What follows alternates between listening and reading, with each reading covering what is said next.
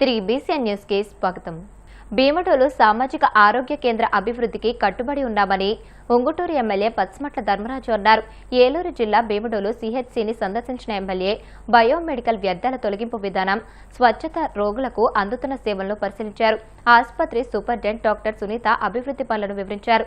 ఈ సందర్భంగా ఎమ్మెల్యే ధర్మరాజు మాట్లాడుతూ భీమడోలు సామాజిక ఆరోగ్య కేంద్రంలో కార్పొరేట్ స్థాయిలో వైద్య సేవలు అందుతున్నాయని, 30 పడకలుగా ఉన్న ఈ ఆసుపత్రిని దశల వారీగా 50 అనంతరం 100 పడకలుగా విస్తరించేందుకు ప్రతిపాదనలు సిద్ధం చేస్తున్నామని తెలియజేశారు.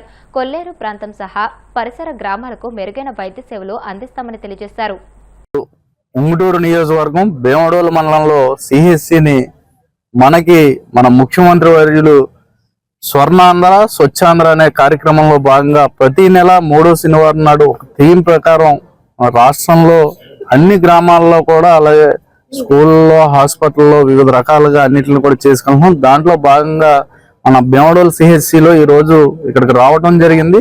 ఇక్కడ శానిటేషన్, అలాగే పేషెంట్లు కూడా ఎలా ఉన్నారో, వాళ్ళ పరిస్థితులు ఏంటని స్వయంగా తెలుసుకుని, డాక్టర్లు కూడా ఇక్కడ పేషెంట్లు అందరినీ కూడా అడిగి పలకరించి స్వయంగా తెలుసుకున్నప్పుడు ఎవరు కూడా ఒక కంప్లైంట్ కూడా చెప్పకుండా వాళ్ళు ఇక్కడికి వచ్చేటప్పటికే మీకు ఆ వ్యాధులన్నీ కూడా నయం అవుతున్నాయి, మేము అంతా కూడా చాలా బాగా చూస్తున్నారు అందరూ కూడా, అంటే వీళ్ళ హాస్పిటల్ టీం అంతా కూడా చాలా బాగా చేస్తున్నారు ఇక్కడ. అలాగే శానిటేషన్ విషయంలోకి వచ్చేటప్పటికి దేనికి దానికి అంటే 4 రకాలుగా కూడా విడదీసి ఏ రోజు ఆ రోజు దాని నుంచి తీసుకొచ్చి ఇక్కడ స్టోర్ రూముల్లో కూడా 4 రూములను కూడా ఇక్కడ పెట్టి, అంటే చాలా నీట్గా, అంటే ఒక కార్పొరేట్ హాస్పిటల్ ఎలా ఉంటుందో దానికి ధీటుగా కూడా ఇక్కడ స్టాఫ్ అందరూ కూడా, డాక్టర్స్ అందరూ కూడా చాలా అద్భుతంగా చేస్తున్నారు. వాళ్ళందరినీ కూడా మనకి కూటమి ప్రభుత్వం తరఫున అందరి తరఫున కూడా వాళ్ళని కూడా అభినందిస్తూ, ఇక్కడ ఉన్న పేషెంట్లు అలాగే ఇంకా కూడా ఇందులో కొంచెం ఫిల్లింగ్ చేయవలసిన కార్యక్రమం ఉంది.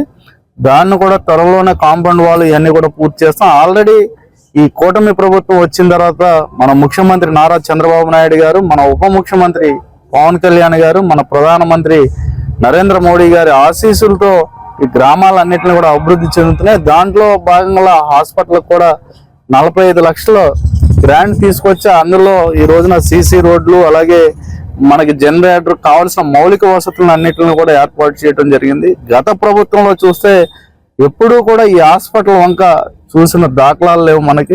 మనకి కూటమి ప్రభుత్వంలో ఇక్కడ ఇంకా ఏమైనా సరే అవసరం ఉంటే వాటిలన్నిటిని కూడా ఒక ప్రణాళిక ప్రకారం పూర్తి స్థాయిలో, అంటే ఇది 30 బెడెడ్ హాస్పిటల్ కింద ఉంది. ఈ హాస్పిటల్ కూడా మనకి ఇక్కడ ద్వారకా తిరుమల మండలం, అంటే గోపాలపురం నియోజకవర్గం నుంచి కూడా చాలా మంది వస్తారు. అలాగే ఈ భీమడోలు మండలం నుంచి, అలాగే మనకి ఉంగుటూరు మండలం నుంచి కూడా అందరూ కూడా చాలా మంది పేషెంట్లు వీళ్ళందరూ కూడా ఇక్కడికి రావడం జరుగుతుంది. దీన్ని కూడా అప్గ్రేడ్ చేసేటట్టు 50 పడకలు కానీ మనకి 100 పడకల హాస్పిటల్ను కూడా పెడితే ఇక్కడ, అంటే ప్రజలందరూ కూడా కొల్లేరు ప్రాంతానికి ఇక్కడ దగ్గర అవడం వలన దాన్ని కూడా ప్రపోజల్స్ అన్ని కూడా తయారు చేస్తున్నాం.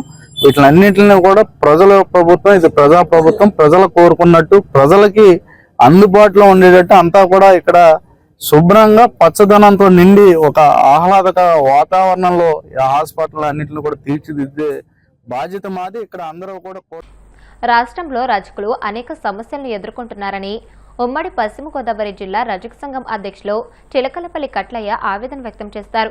ఆదివారం పెదవేగి మండలం దుగ్గిరాల బైపాస్ రోడ్ నుండి నూజివీడులో జరుగుతున్న రజక ఆత్మీయ సభకు ర్యాలీగా బయలుదేరారు. ఈ సందర్భంగా కట్లయ్య మాట్లాడుతూ మంత్రి కొలుసు పార్థసారథి, మాజీ ఎమ్మెల్సీ దువ్వారపు రామారావు దృష్టికి రజకుల సమస్యలను తీసుకుని వెళ్లామని అన్నారు. ఈ సమస్యలను ప్రభుత్వం దృష్టికి తీసుకువెళ్లి పరిష్కారం కోసం కృషి చేస్తానని మంత్రి కొలుసు పార్థసారథి భరోసా ఇచ్చారని తెలియజేశారు. ఈ కార్యక్రమంలో సీనియర్ రజక నాయకులు వీరవల్లి సత్యనారాయణ, కొమ్మంటి మురళీకృష్ణ, కైక్లూరు రామకృష్ణ, పెనకడం గంగాధరం, యలమంచిలి నాగశేషు, అచ్చయ్య, రాయుడుపాలెం శివ, మాజీ ఎంపీటీసీ వెంకటేశ్వరరావు, దెందులూరు నియోజకవర్గ రజకులతో పాటు పలు నియోజకవర్గ రజకులు పాల్గొన్నారు.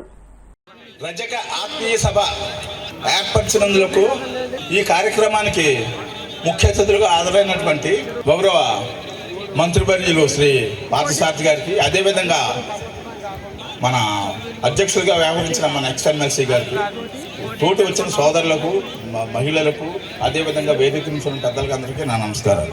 నేను 30 సంవత్సరాల నుంచి రజకుల యొక్క చెరువులు ప్రభుత్వ ఆదేశాలని ఇంప్లిమెంట్ చేస్తున్నారా లేదా అనే విషయం మీద అనేక మంది కలెక్టర్లు, అనేక మంది మినిస్టర్లు, అనేక మంది పంచాయతీ అధికారులను కలిసి ఎన్నోసార్లు ప్రభుత్వాధికారులతో మాట్లాడటం జరిగింది. We're requesting to the honourable minister Shri Parthasarathy garu, GO 892 24/9/1954 ఇచ్చిన జీవోని మార్చడమా, లేని పక్షంలో మాన్యువల్ రైట్స్ రజక వృత్తిదారులకు ఇవ్వటం, ఆ రెండింటిలో ఏదో ఒకటి చేయించాలని మా కోరిక. రజకులకు వృత్తిపరమైన చెరువులు ఇస్తున్నారు గ్రామ పంచాయతీలు.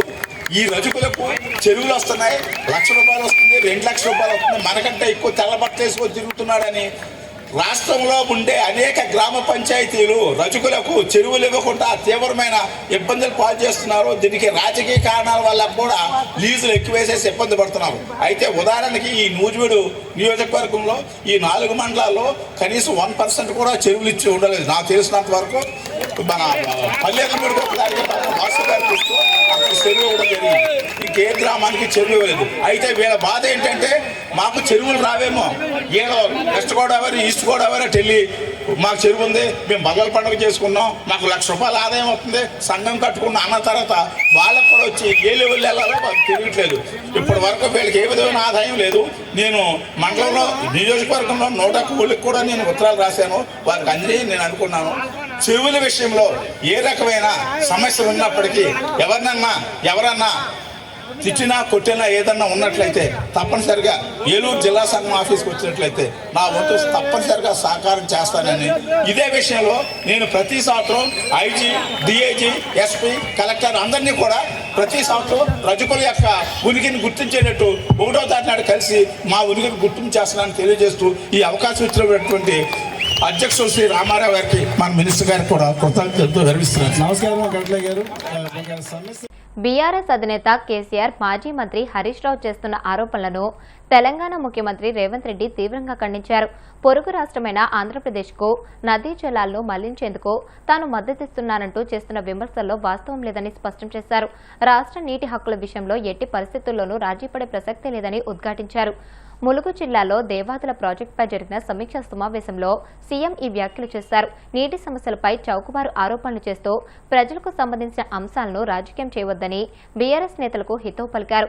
అవసరమైతే తాము పొరుగు రాష్ట్రాలతో చర్చిస్తామని, కానీ తెలంగాణ ప్రయోజనాలను కాపాడటంలో వెనుకడుగు వేయబోమని స్పష్టం చేశారు.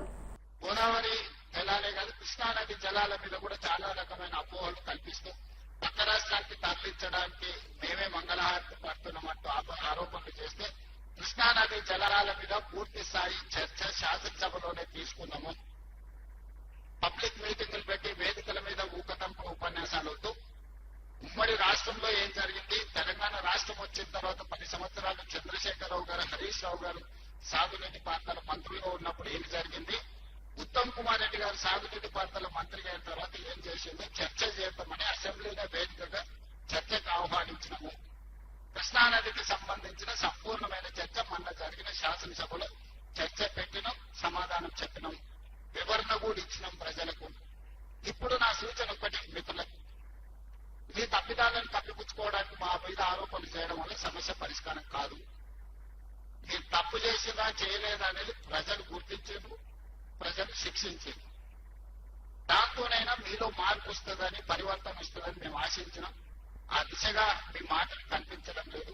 ఏదేమైనా నేను మిత్రులకు సూచన చేస్తున్నా, గోదావరి నదీ జలాలకు సంబంధించిన వివాదాల మీద కూడా శాసనసభలో చర్చ చేద్దాము.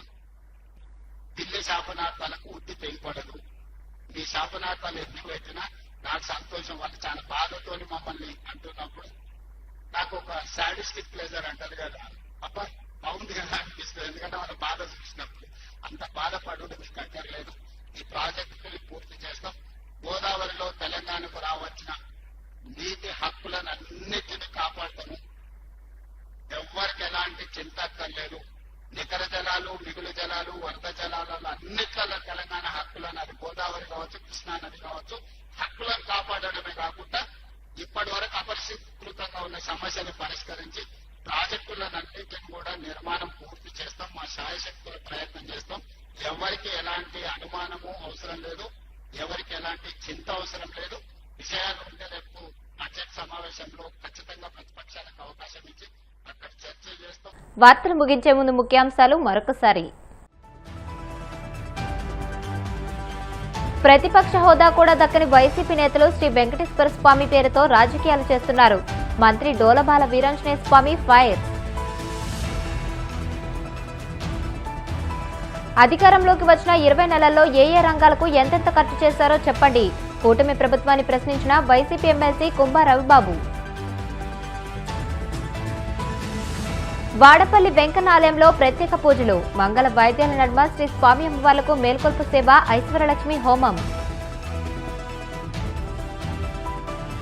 తెలంగాణ ప్రయోజనాలపై రాజీ పడేదే లేదన్న సీఎం రేవంత్. నీటి సమస్యలపై అసెంబ్లీలో చర్చకు రావాలని కేసీఆర్ కు సూచన. ఈ వార్తలు ఇంతటితో సమాప్తం. మరిన్ని వార్తల కోసం BCN digital YouTube channel, Facebook page ని ఫాలో అవ్వండి. అప్డేటెడ్ వార్తల కోసం ప్లీజ్ సబ్స్క్రైబ్.